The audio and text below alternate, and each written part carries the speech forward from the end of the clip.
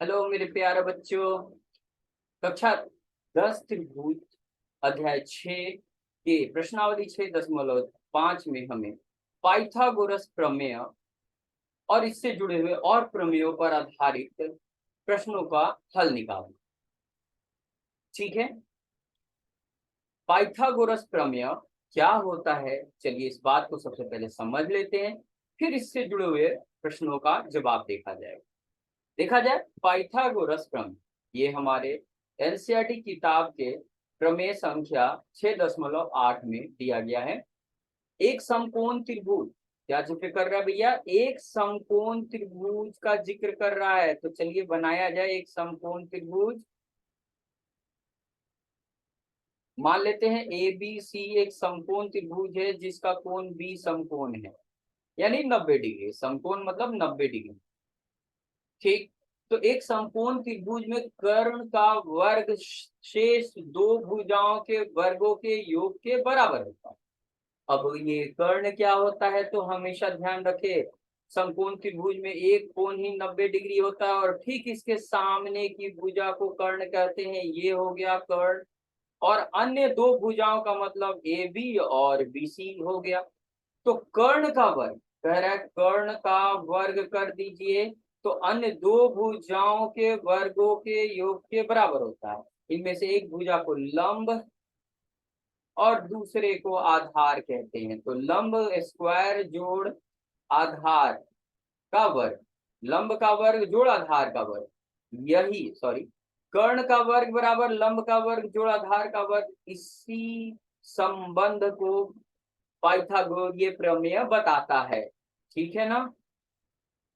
देखिए समकोण त्रिभुज एक ऐसा त्रिभुज है जिसमें तीनों भुजाओं को खास नाम दिया गया है।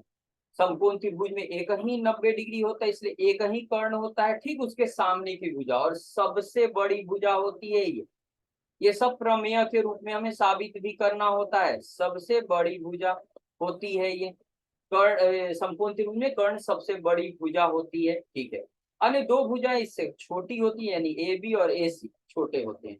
तो ए सी का वर्ग जो होगा हम लिखें, मान लेते हैं ए बी लंब है तो ए बी का वर्ग और बी सी के वर्ग के बराबर होगा। ठीक है, ध्यान रहे यही पाइथागोरीय प्रमेय हमें कहता है। वो तीन नंबर ध्यान रहे, जाहिर सी बात है त्रिभुज की तीन भुजाएं हैं, तीनों भुजाओं को मापेंगे तो तीन संख्याएं मिलेंगी, ए बी की लंबाई, बी सी की लंबाई और ए सी की लंबाई। यानी तीनों भुजाओं की लंबाइयों को अगर पता कर लें तो वो संख्या के रूप में हमारे सामने आएंगी। तो तीन संख्याएं अगर इस शर्त को पूरा करती हैं, तीन संख्याएं,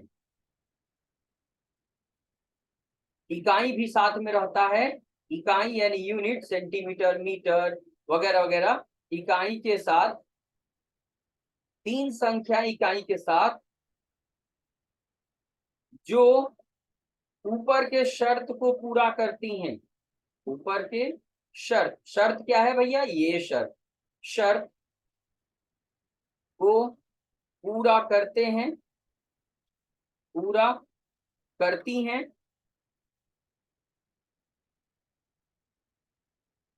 उन्हें,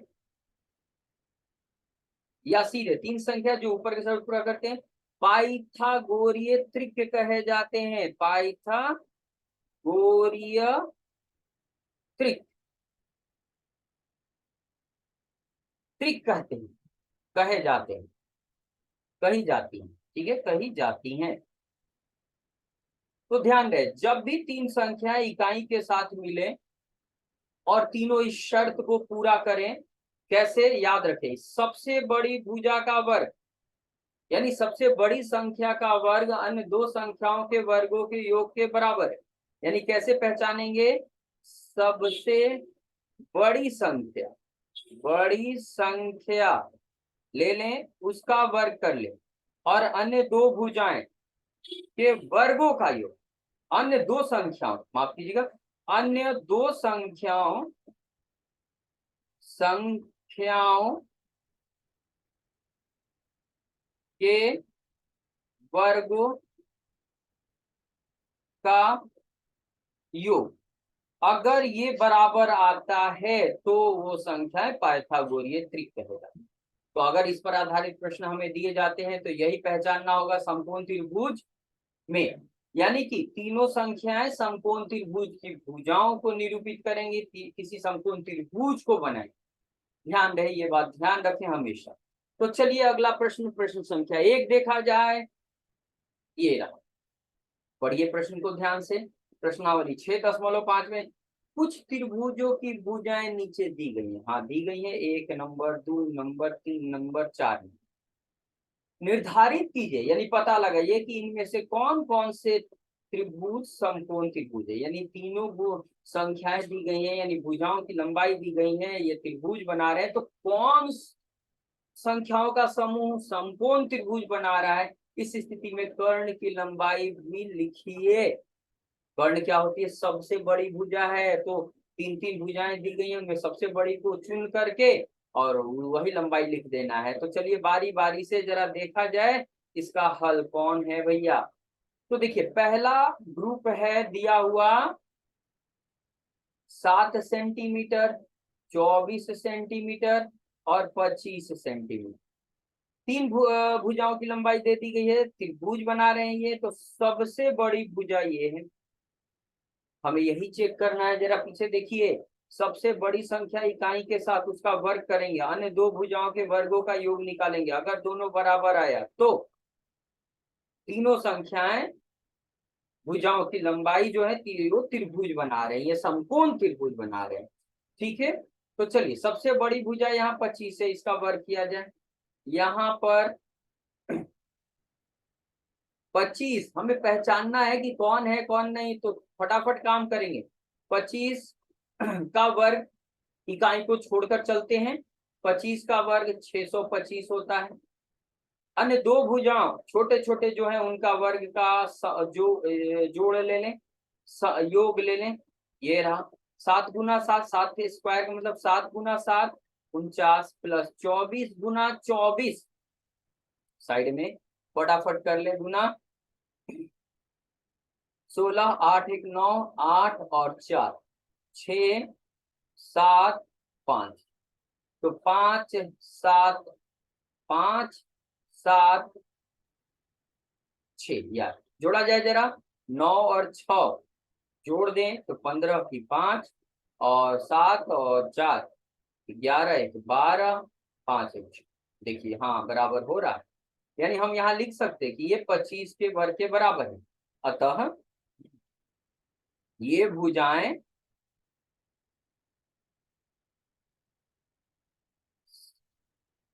समकोण त्रिभुज की भुजाएं हैं, समकोण त्रिभुज की भुजाएं हैं।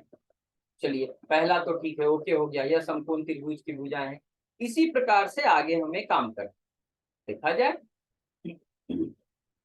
दूसरा प्रश्न संख्या 2 क्या है यहाँ, 3 सेंटीमीटर, 8 सेंटीमीटर, 6 सेंटीमीटर, तीनों में सबसे बड़ी भुजा 8 है। यहाँ इसका वर्ग निकाल दीजिए। इकाई आप लेकर चल भी सकते हैं, नहीं भी लेकर चल सकते हैं। ठीक है, इकाई से यहाँ कुछ पता नहीं चलता है, संख्याओं के संबंध से पता चलता है। तो 8 का वर्ग 64 आया। बाकी का देखा जाए 3 का वर्ग और 6 के वर्गों का योग, यही करना है। सबसे बड़ी भुजा का वर्ग ले लेना है अलग, और छोटी जो भुजा है उनके वर्गों का योग लेना है। तो 9 और 36, 3 का वर्ग 9 और 6 का वर्ग 36, कितना आया भाई, 45। क्या बराबर है, नहीं, ये 64 यानी तीसरे वर्ग के, तीसरी भुजा के वर्ग के बराबर नहीं। तो क्या जवाब होगा, अतः ये भुजाएं किसी समकोण त्रिभुज की भुजाएं नहीं है, नहीं है भैया। पहला तो मिला था, हाँ है, ये नहीं हुआ। अब तीसरे की बात देखा जाए जरा, तीसरा कहाँ गया, तीसरा आते हैं। क्या है, 50 सेंटीमीटर, 80 सेंटीमीटर और 100 सेंटीमीटर। क्या तरीका है, सबसे बड़ी भुजा का वर्ग कर दे बाबू मेरे। ठीक, तो क्या मिला, 100 का वर्ग करेंगे, 4 जीरो आ जाएगा इतना। अब बाकी की भुजाओं के वर्गों का योग लेना होता है, चलिए ले लिया जाए बाबू मुश्ताए। तो 50 का वर्ग, 50 का वर्ग क्या हो जाएगा, 2500 प्लस ये 6400 हो जाएगा। जोड़ा जाए जरा, जीरो जीरो जोड़ देंगे, जीरो जीरो 9 8, नहीं रे दादा, ये तो बराबर नहीं आया। यानी ये 10 10 हजार जो दिया है, जो 100 के वर्ग के बराबर है, इसके बराबर तो नहीं आया। तो यह भी, अतः क्या जवाब में रहेगा हमारा, अतः ये भुजाएं किसी समकोण त्रिभुज की भुजाएं नहीं है। चलिए भैया, ये तो स्पष्ट हो गया कि पहला तो हुआ था, दूसरा नहीं हुआ, तीसरा नहीं हुआ, चौथा एक अंतिम है। ठीक है ना, पहला किसी समकोण त्रिभुज की 3 भुजाओं को निरूपित कर रहा था, इसलिए ये पाइथागोरीय त्रिक है, ये नहीं है, ये नहीं है। अब ये देखना है 4 नंबर में है कि 13 सेंटीमीटर एक भुजा की लंबाई, 12 सेंटीमीटर दूसरे और 5 सेंटीमीटर तीसरे। सबसे बड़ी भुजा ये है हमारा, इसका वर्ग कर लिया जाए, 169। बाकी की भुजाओं के वर्गों का योग निकाला जाए, क्या मिला, 12 का वर्ग 144 और 5 का 25, जोड़िए जरा 169। हाँ ये तो आया भैया। अतः ये पाइथागोरीय त्रिक है, मतलब ये भुजाएं किसी